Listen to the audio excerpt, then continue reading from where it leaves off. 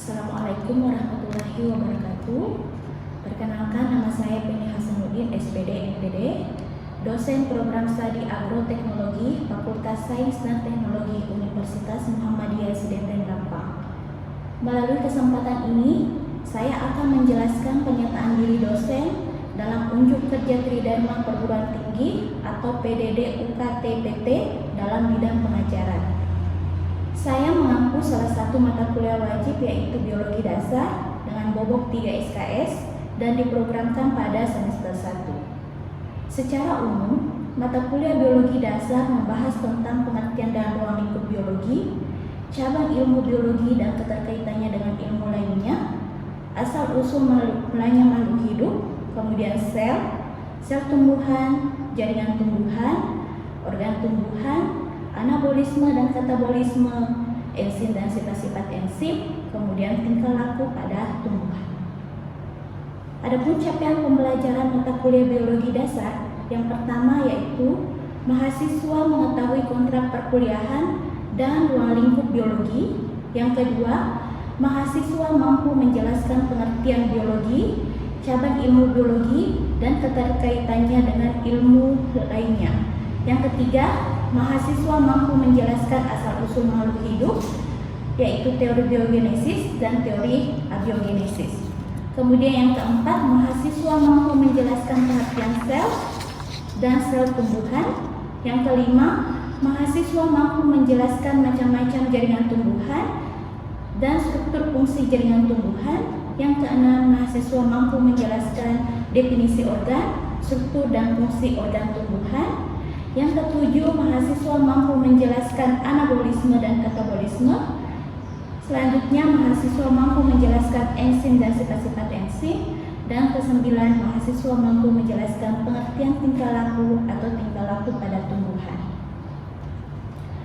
Pada proses pengajaran, saya menggunakan bahan ajar dalam bentuk buku, PowerPoint, modul, dan produk hasil penelitian yang pernah saya lakukan sebagai media pembelajaran untuk memudahkan mahasiswa dalam mengakses materi, yakni menggunakan bahan ajar yang berbasis mobile learning pada mata kuliah Biologi Dasar yang bisa diakses mahasiswa kapan saja.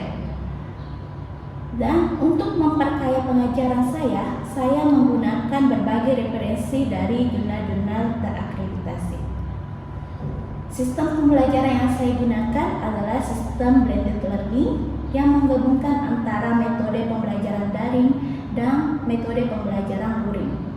Adapun teknik pembelajaran yang saya terapkan adalah DIA, disingkat, di mana D artinya delivery, I itu adalah interaktif, dan A adalah assessment. Teknik ini akan memberikan kesempatan kepada mahasiswa untuk lebih interaktif dalam membangun kemampuan kognitif mereka dalam kelas. Pada aspek delivery, metode pembelajaran yang saya gunakan adalah metode ceramah, presentasi, pembelajaran tatap muka maupun pembelajaran secara daring. Berbagai metode tersebut saya terapkan sebagai upaya dalam memudahkan mahasiswa dalam menerima materi pembelajaran sebaik-baiknya. Kemudian aspek asesmen yang dinilai terdiri dari aspek kognitif, psikomotorik, dan afektif, di mana aspek kognitif dinilai melalui pemberian kuis, tugas, dan ujian. Hal ini bertujuan untuk menilai sejauh mana kualitas pemahaman mahasiswa terhadap materi pembelajaran yang saya berikan. Sistem penilaian dalam proses pembelajaran yang saya lakukan didasarkan pada beberapa aspek yang meliputi: yang pertama, kehadiran dan keaktifan; yang kedua, tugas mandiri dan kelompok; yang ketiga, ujian tengah semester; yang keempat, ujian akhir semester. Parameter penilaian tersebut selanjutnya saya konversi berdasarkan aturan internal program studi yang telah disepakati oleh mahasiswa pada saat kontrak perkuliahan. Konversi nilai tersebut terdiri atas: yang pertama, kehadiran dan keaktifan sebanyak 25%, tugas mandiri dan kelompok sebanyak 25%, ujian tengah semester sebanyak 20%, ujian akhir semester sebanyak 30%. Selanjutnya, saya akan menampilkan video pembelajaran terkait mata kuliah Biologi Dasar melalui metode luring. Adapun video yang saya maksud adalah sebagai berikut. Bismillahirrahmanirrahim. Assalamualaikum warahmatullahi wabarakatuh. Waalaikumsalam warahmatullahi wabarakatuh. Bagaimana kabarnya hari ini? Baik. Oke. Sebelum kita memulai perkuliahan, mari kita bersama-sama membaca doa terlebih dahulu. Berdoa dimulai.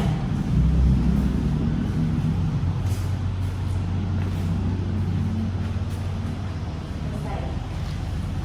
Baik. Ada yang tidak hadir?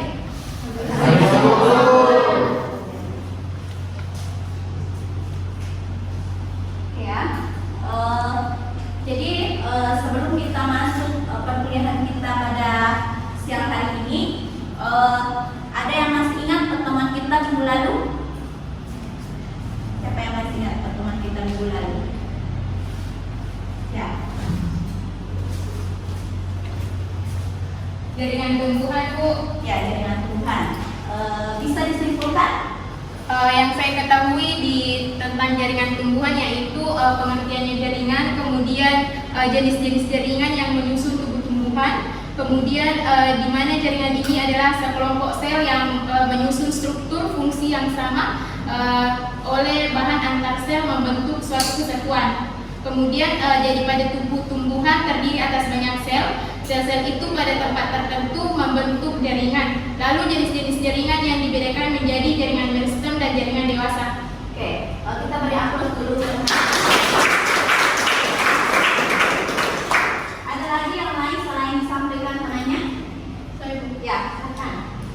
Setelah saya akan menambahkan jawaban Meli, yaitu jaringan meristem itu terbagi menjadi dua, yakni berdasarkan asal-usul terbentuknya ada dua, yaitu meristem primer dan meristem sekunder. Dan berdasarkan posisi pada tubuh tumbuhan terbagi tiga, yaitu meristem apikal, lateral, dan interkalar. Kemudian untuk jaringan dewasa berdasarkan fungsinya terbagi empat, yaitu jaringan epidermis, parenkim, penyokong, di mana penyokong di sini terbagi menjadi kolenkim dan sklerenkim, serta yang terakhir yaitu jaringan pengangkut yaitu silom dan dom. Ya, oke. Kita beri aplaus dulu ya.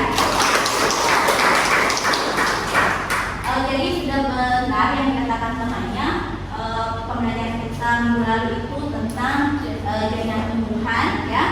Jadi semoga yang lain juga yang belum sempat untuk menjawab itu juga mengetahui pembelajaran kita minggu lalu, ya. Karena pembelajaran kita hari ini erat kaitannya dengan pembelajaran kita minggu lalu, yaitu jaringan tumbuhan, ya. Jadi sebelum kita masuk ke materi kita pada siang hari ini, yaitu organ tumbuhan, kira-kira ada yang tidak di sini yang pernah mendengar kata organ? Apa itu organ? Ya.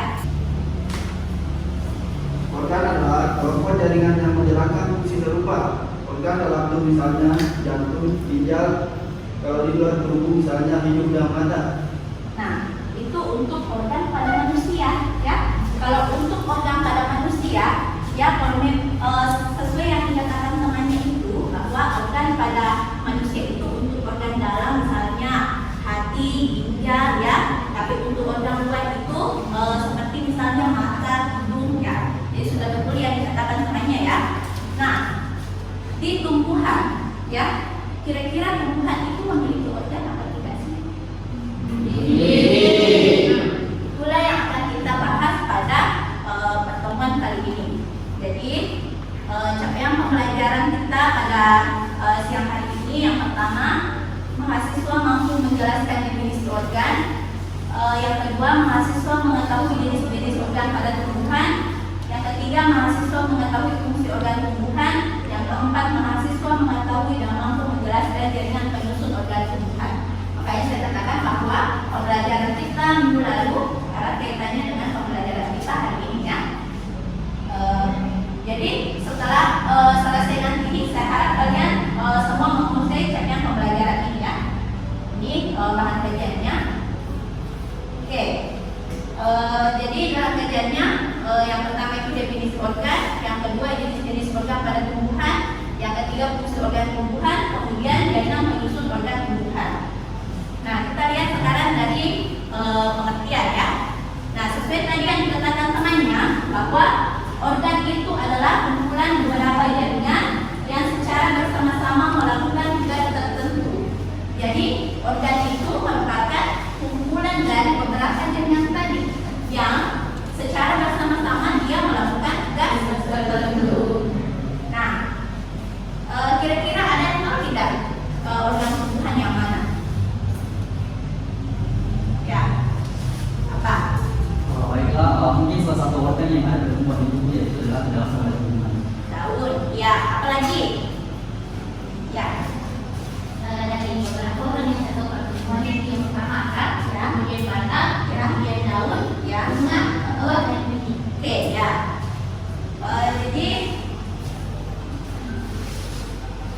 Jadi organ tumbuhan itu, ya, sesuai yang dikatakan namanya itu ada akar, batang, daun, bunga, buah, dan biji, ya. Di sini dibedakan lagi antara ada namanya organ vegetatif tumbuhan dan organ vegetatif tumbuhan. Yang mana dimaksudkan organ vegetatif tumbuhan yaitu akar, batang, dan daun, ya. Sedangkan organ generatifnya yaitu bunga, buah, dan biji. Nah, di sini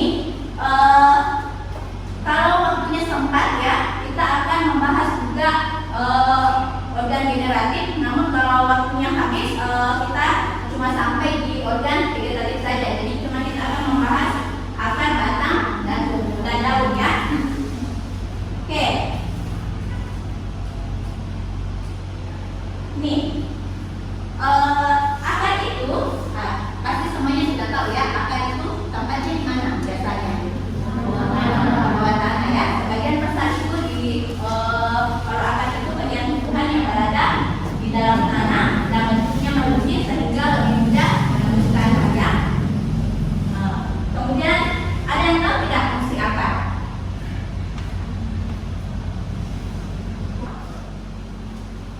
Ya, Amina. Salah satu fungsi akar itu menyerap air dan zat hara dari dalam tanah. Oke, kita beri terus dulu. Kemudian siapa lagi yang bisa menyebutkan fungsi akar? Ya, karena fungsi akar yang saya ketahui yaitu memperkokoh berdirinya tumbuhan dan tempat menyimpan cadangan makanan. Ya, oke, betul juga ya. Ada lagi yang lain untuk fungsi akar? Ya, silakan.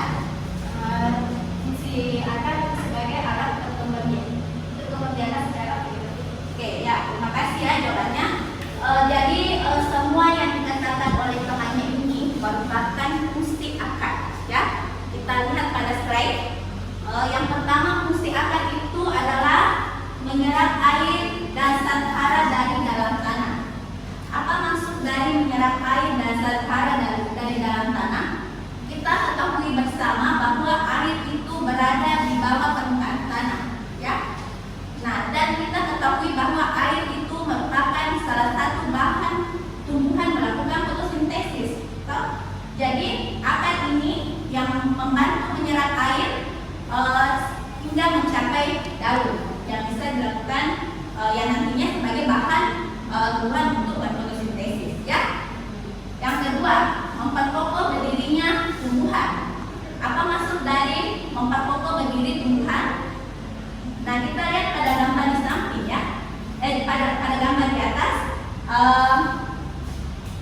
di situ ada tumbuhan dengan akar yang banyak, ya. Jadi semakin banyak akarnya, itu semakin kokoh tumbuhannya, ya. Semakin banyak juga air yang diserap, ya. Jadi itu fungsinya akar memperkokoh berdirinya tumbuhan.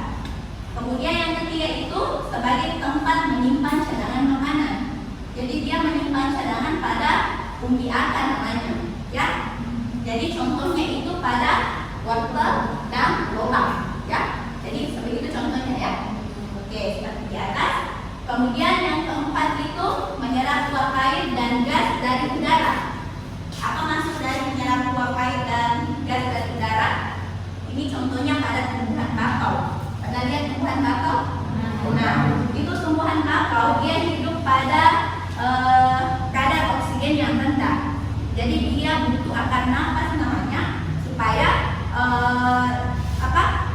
lebih banyak oksigen yang dia serap. Jadi akan nafas ini yang membantu tumbuhan menyerap oksigen ya. Kemudian kelima itu sebagai alat perkembangbiakan secara vegetatif. Ini contohnya pada stek akar. Jadi akarnya yang ditanam pada tanah ya, gitu. Nah, kemudian kita masuk ke yang kedua, yaitu batang ya. Jadi batang itu diumpamakan sebagai sumbu tubuh tumbuhan ya. Jadi bagian ini berada di atas tanah ya.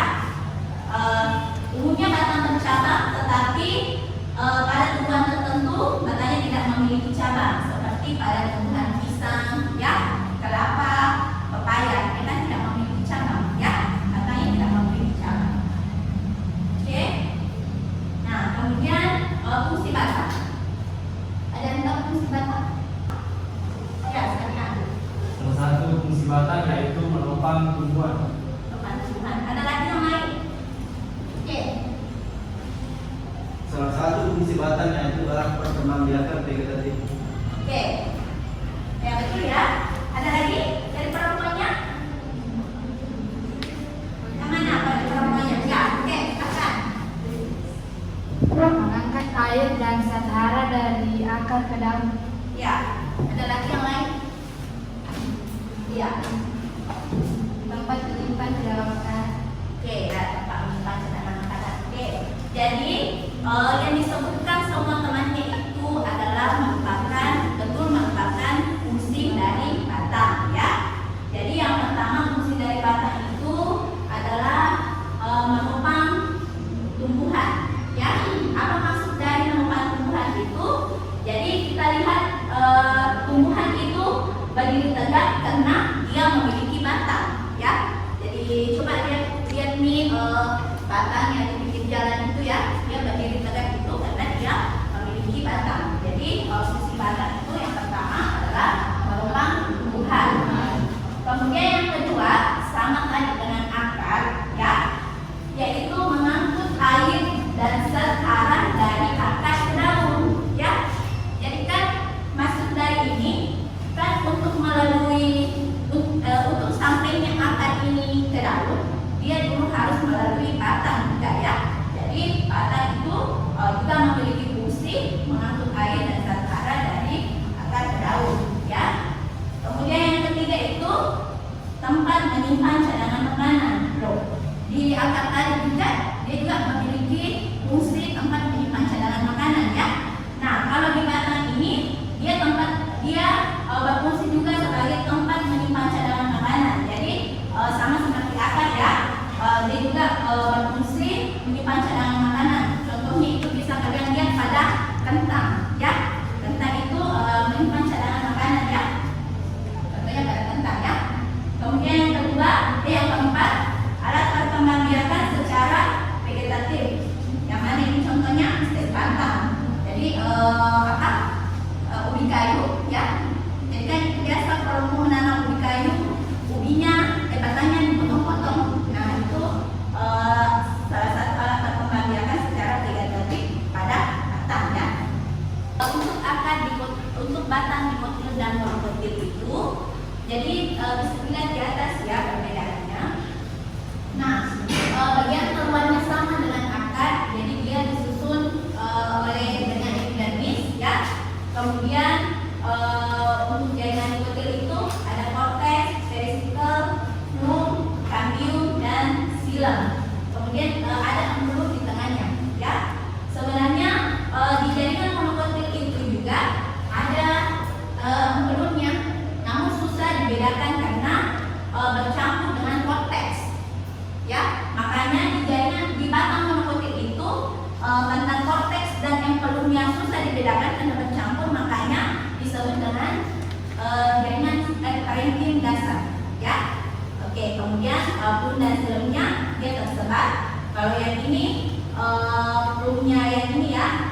Kemudian silam, kemudian di tengah-tengahnya ada fluum. Jadi dia Akalikotil itu lebih terstruktur dibandingkan rakanikotil. Kemudian likotil itu dilengkapi dengan telur. Nah, inilah yang menyebabkan juga pertumbuhan sekunder pada kata nikotil. Ya, jadi makanya itu yang kata nikotil itu kita lihat ya besar-besar ya, dan karena dia memiliki pelur yang mempercepat pertumbuhan sekunder pada batang ya. Oke, kita lanjut ke daun. Nah, kalau daun ini dia berasal dari meristem apikal yang tumbuh membentuk suatu kuncup yang menonjol ke samping. Nah, perbedaan daun berbeda, pertumbuhan daun berbeda dengan pertumbuhan pada akar ya. Karena pertumbuhan daun itu terbatas. Coba nih kalau misalnya seperti daun itu seperti pertumbuhannya akar atau batang, pasti ada di daun yang panjang sekali ya, seperti pertumbuhannya akar ya. Tapi kan kita lihat juga bahwa meskipun misalnya pada tumbuhan itu ada tanaman yang akarnya itu batangnya itu panjang sekali, maka cabang-cabang, tapi daunnya itu kecil-kecil ya, karena dia memang pertumbuhan daun itu terbatas ya, tidak sama pertumbuhan pada akar dan batang. Nah, untuk fungsi daun, ada yang bisa fungsi daun? Ada yang tahu? Ya. Baiklah, salah satu fungsi daun yaitu tempat terjadinya fotosintesis. Oke, ada lagi? Oke, Satunya itu organ pernapasan. ya. Ada lagi yang lain? Tempat terjadinya transpirasi dan mutasi. Ya, oke. Jadi sudah benar ya dari katakan temannya bahwa daun itu fungsinya itu yang pertama sebagai tempat terjadinya fotosintesis, ya. Di mana terjadinya fotosintesis pada daun? Ya, di stomata. Ya, jadi air yang tadi itu, ya, yang dibawa akar menuju batang, akhirnya berakhir di daun yang digunakan sebagai bahan, salah satu bahan fotosintesis ya, melalui mulut daun atau stomata. Ya, jadi di sini akhir dari perjalanannya tadi air ya. Kemudian yang kedua itu tempat menyimpan cadangan makanan. Sampai di sini ada yang mau ditanyakan? Saya Ya. mungkin bisa dijelaskan mengapa daun menjadi tempat penyimpanan cadangan makanan. Oke. Jadi kenapa daun dikatakan sebagai tempat menyimpan cadangan makanan? Ya. Salah satu contohnya adalah umbi lapis yang merupakan modifikasi dari daun. Ya, contoh umbi lapis itu kan pada bawang merah. Ya. Jadi bawang merah itu umbi lapisnya itu di tempat cadangan makanan. Itu merupakan modifikasi dari daun. Ya. Jadi makanya kenapa daun dikatakan sebagai tempat menyimpan cadangan makanan. Oke? Ngerti Mary? Oke. Ada lagi? Ada lagi yang mau ditanyakan di sini? Nah, untuk ya sebagai juga tempat terjadinya transpirasi dan mutasi. Apa maksud dari tempat terjadinya transpirasi dan mutasi? Nah, kalau transpirasi berarti kan mengeluarkan uap air ya. Jadi ketika tekanan tinggi, tekanan tinggi maksudnya panas ya. Jadi daun akan melakukan transpirasi atau mengeluarkan uap air. Nah, apa yang dimaksud dengan mutasi? Mutasi itu keluarnya air melalui ujung daun seperti embun. Ya, jadi ketika tekanan udara kelembabannya tinggi, ya, jadi dia mengeluarkan embun. Ya, kemudian yang kelima itu alat perkembangbiakan secara vegetatif. Contohnya pada tunas adventif daun. Ya, jadi tumbuhan individu baru pada bagian daun. Kan biasanya ini kalau individu baru itu biasanya tumbuhnya pada misalnya tunas baru ya, munculnya tunas baru ya. Nah ini kan ini munculnya ini pada daun ya, makanya itu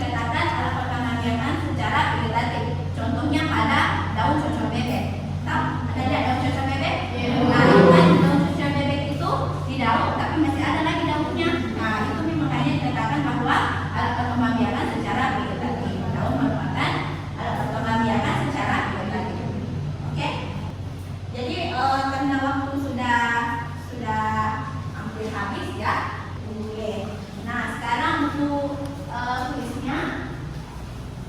Oke, jadi berdasarkan nilai di atas, jadi untuk organ vegetatif tumbuhan sudah mampu menjawab sekitar 75% mungkin ya, yang benar. Jadi saya anggap pembelajaran kita hari ini semuanya bisa ya di organ vegetatif tumbuhan ya. Nah, ada yang bisa membacakan kesimpulan pembelajaran kita hari ini? Oke, ada yang bisa? Ya, katakan. Kesimpulan pada materi kali ini yaitu organ adalah sekelompok beberapa jaringan yang secara bersama-sama melakukan tugas tertentu. Kemudian, organ tumbuhan terdiri dari organ vegetatif dan organ generatif. Organ vegetatif seperti akar, batang, daun, buah. Sedangkan organ generatif yaitu bunga, buah, dan biji. Fungsi akar yang pertama, menyerap air dan zat hara dari dalam tanah. Kemudian yang kedua, memperkokoh berdirinya tumbuhan. Yang ketiga, tempat penyimpanan cadangan makanan. Kemudian akar terdiri dari akar monokotil dan dikotil. Batang, di mana fungsi batang yaitu menopang tumbuhan, tempat menyimpan cadangan makanan, mengangkut air dan zat hara dari akar ke tanah, di mana batang juga dibagi menjadi batang dikotil dan monokotil. Oke, itulah tadi kesimpulan dari pertemuan kita pada siang hari ini.